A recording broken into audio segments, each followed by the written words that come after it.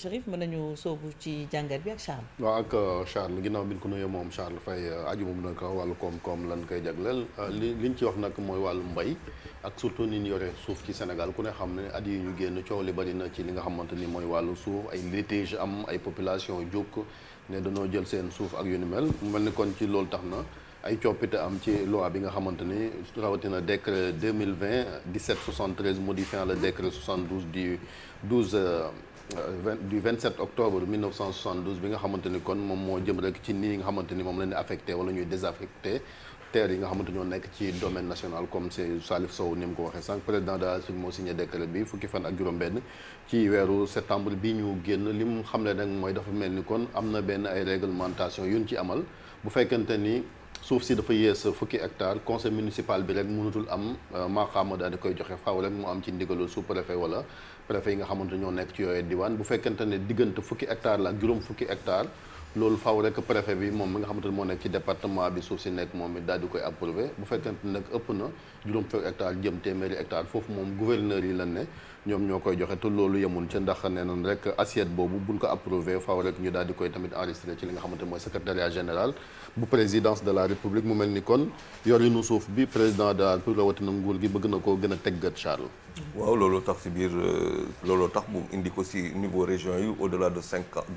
50 hectares yoo xamante ne moom la ñuy affecté te boo xamante ne gouverneur maanaam région bu mu nekk kan la fay représenté mooy le président de la république donc il est tout à fait normal qu'à partir de ce moment affaire yi dellu si secrétariat général de la présidence kooku day wane rek la volonté aussi de l'état tey d'avoir benn rationalisation suuf si ak benn gestion intelligente suuf par rapport à des enjeux aussi importants que lu ñuy wax par exemple agrobusiness si wàllu économie gannaaw coow loo xamante ni foncier bi loolu fi indi woon ci noonu justement wàllu agrobusiness parce que gis nañ ni avenir loolu la mais dafa laaj aussi concertation am wante tamit transparence ci gestion foncière bi. waaw looloo tax bu dindi ko foofu ça veut dire que maintenant si ñetti pàcc la boo gisee ay investissement si biir agriculture te destiné finalité bi nekk agrobusiness il faut que mu am ay maanaam agriculture production agricole intensive te loolu ça va sur des très très grandes surfaces. À partir de ce moment boobu boo bëggee bàyyi loolu si loxo municipalité yi ak loo xamante ne moom moo doon la conception un peu négro-africaine du temps de Senghor de la lu mu tudd ci gouvernance foncière. moo indi woon xëy na coow yu bëri te tey Sénégal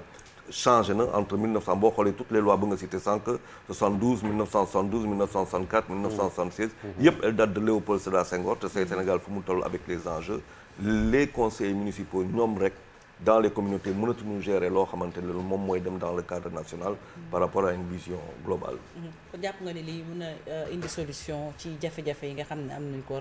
litige foncier yi quand même c'est d'actualité et ça a toujours été comme ça. waaw man je pense que dañ koy yéex a def sax parce que bu ñu xoolee par exemple immatriculation des terres yoo xamante ne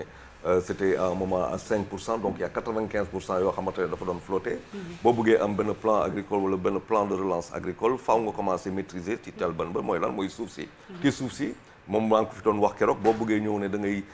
investir xaalis bu am maanaa si loolu ñu lay ne de tool bi fii la tool bi fii lay dem. kooku mënatul dem donc la cartographie à mon sens est très importante te defe naa président loolu ci loolu lay dox. Donc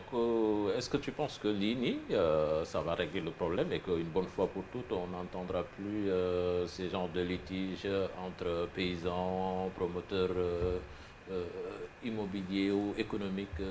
comme ni ñu koy faral di dégg comme ce fut le cas fële ca Ndingler. waaw ça va commencer xam nga doo jóg rek def ko nii parce que dafa am loo xamante ne tam mooy dëgg mooy ñin ñi am nañ seen suuf. donc il faut commencer par le commencement si loolu mooy kan moo xam qui a quoi kan moo am dara. ci suuf si lan kan mooy boroomu lan.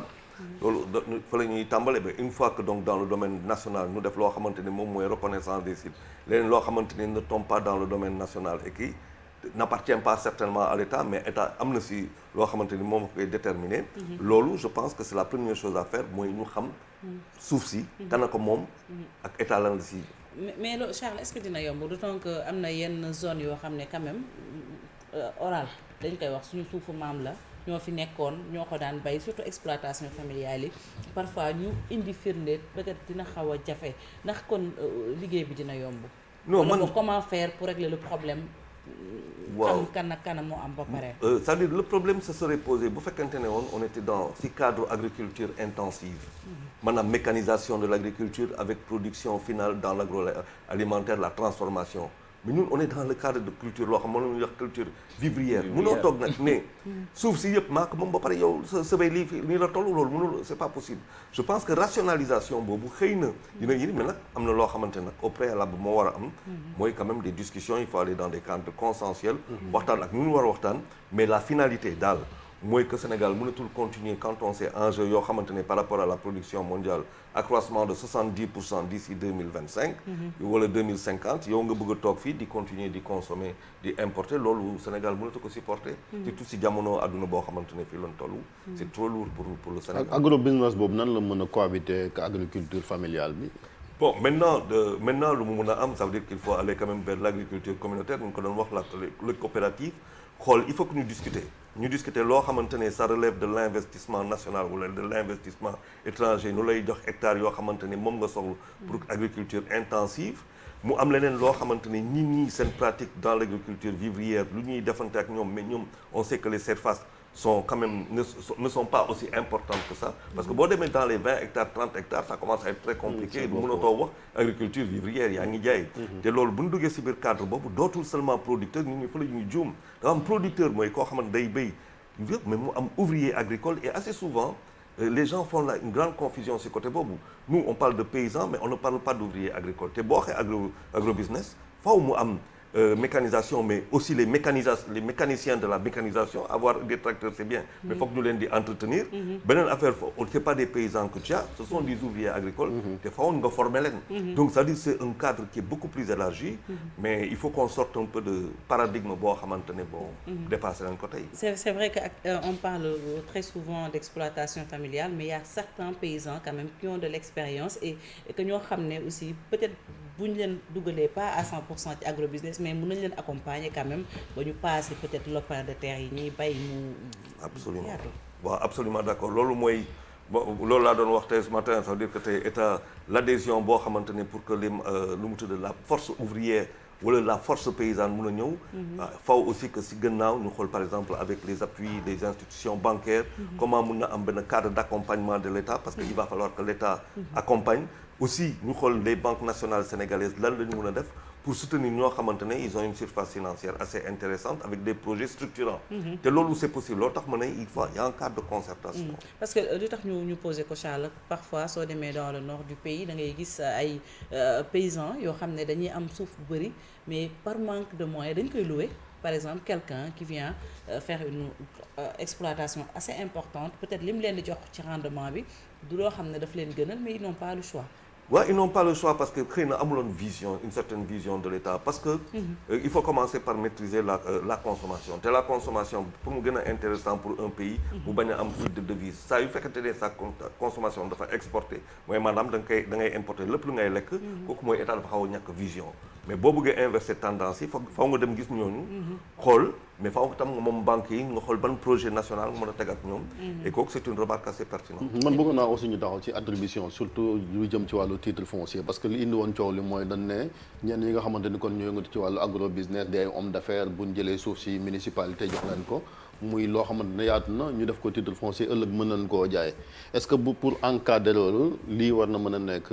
aussi régler ko pour encadrer ko. am na question bu am maanaa la je pense que tey pour exploiter suuf pendant 100 ans 200 ans moo soxlul nga moom ko mën la dafa am loo xamante ne mën na ci liggéey jox la benn convention de liggéey boo xamante ne qui peut aller de 25 ans 50 ans à 99 ans nga liggéey ci loolu mais suuf bi doo ko moom parce que les générations passent. te mën nga ko joxe investisseurs étrangers yoo xamante ni dëkkun fi ñun jël ko comme seen yëfu bopp. mën nga leen bañ a jox suuf bi ñoom ñu moomal ko seen bopp mais am na ay convention yoo xamante ne mën nañ ko dans le temps définir ko ne la pendant 50 ans wala 99 ans voilà ce qu'on te donne te loo si def lii nga si am mais suuf si moom mënoo ko moom. mais dafa am lu doon wax aussi li naan compétence transférée ñu joxoon ko lii di collectivités territoriales yi. est-ce que lii aussi du am loo xamante da koy gàllankoor ci wàllu décentralisation bu fekkee ñoom nee nañ li naan peut-être décentralisé bi ñoom ñoo leen di contrôler finalement. waaw ça veut dire que c'est vrai que la décentralisation benn vision la mais bu ñu xoolee tey par exemple nos communes on a 557 communes mais bon elles sont pas toutes équilibrées leur apport par exemple dans le PIB ou l'apport de contribution loo xamante ne des activités commerciales wala yeneen activités industrielles activités yoo xamante ne day indi koom-koom loolu yëpp dañ ko war a xalaat donc il y a quelque part benn péréquation benn politique d'équilibre boo xamante ne mooy may peut-être yenn communes yu gën a riche ñu mun a soutenir yeneen yi je pense que loolu yëpp c'est une question de vision il faut à mon sens par rapport à ce que loo xamante ne ñu ngi ko mën a def dafa amoon benn grand désordre dans le foncier et je pense que le président est en train de rétablir maintenant faut pas que paysans yoo xamante ne on va les faire souffrir jaay leen doole loolu aussi loolu mooy loo xamante ne mënuñu ko concevoir. Ah donc Charles pour yow ce décret vient à point nommé que dafay ñëw régler situation bi te amul benn considération politique soubassement politique ci suuf. dafa am loo xamante ne moo fi xewoon il y a pas très longtemps et dafa woon la fragilité quoi dafa woon la fragilité d'un investisseur mu woon aussi comment un investisseur la fragilité des paysans moom suuf du jour au lendemain suuf bi moomatuñ ko et l'État ne peut pas continuer comme ça entre les paysans nga xamante ne il y a le poids électoral qui est absolument politique mu am de notre côté beneen crédit moom qui est totalement économique sans lequel doo dem il va falloir que tu trouves la part des choses et je pense moom fekkente ne da ngay woo agrobusiness mooy l'étape finale l'ultime étape du processus agricole mais il faut que nga am cohérence tu commences par foo xamante ne moom nga war a commencer mooy la géographie mooy lan mooy sa suuf kan moom suuf bi lu ngay def ak moom lu ngay waxtaan ak moom sans pour autant nga jël suuf bi di ko jaay ñu ñëw di ko moom di ko morceler di ko def ay kër Charles lu ñu jóge ci loo xamante ni président Macky Sall bi mu ñëw au pouvoir moo fi créé muy commission bi ñu tënk ko wàllu réforme foncière te ndem si yàlla professeur Moustapha Souran jiite woon ko defoon nañ seen rapport am na loo xamante ne woon nañ buñ ko jëfee problème mu suuf dootul pose Sénégal mais est-ce que décret bi aussi comme ni ko Diaw waxee amul benn soubassement politique boo xamante ne xëy na dina remettre en cause sax lii di travaux yi nga xamante ni commission bi defoon na ko. à quelle fin ça veut dire question bu ngay poser nii dafa am solo à quelle fin et pour qui bu fekkente ne dafa am benn soubassement politique boo xamante ne moom la ñu am c'est pour qui au profit de qui. Et je pense que au profit de qui je ne pense pas. Je pense qu'il y a un projet économique moi je veux rester dans le projet économique bu fekkente ne on est dans le projet politique boo xamante ne qui ne dit pas son nom. Tu poses une question boo xamante ne c'est une détermination par rapport à 2024 et que c'est une question essentielle qu'il va falloir tout de suite évacuer la détermination par rapport à 2024 et ça c'est le président de la République qui est impliqué dans cette affaire. Très bien merci beaucoup Charles tu restes avec nous jàngat bi la woon nga doon jàkk Charles Faye waxtaanee agro business ak itam décret bu bees bi nga xam ne judd na mu dem rek ci wàllum suuf ak nanu koy joxe kon dafa mel ni léegi les nommés daanaka ñoom la ñu jox lu ëpp ci pouvoir bi lu ci mën a am ànd nañ ci woon ak Charles Faye léegi dañuy dal ci invité bi.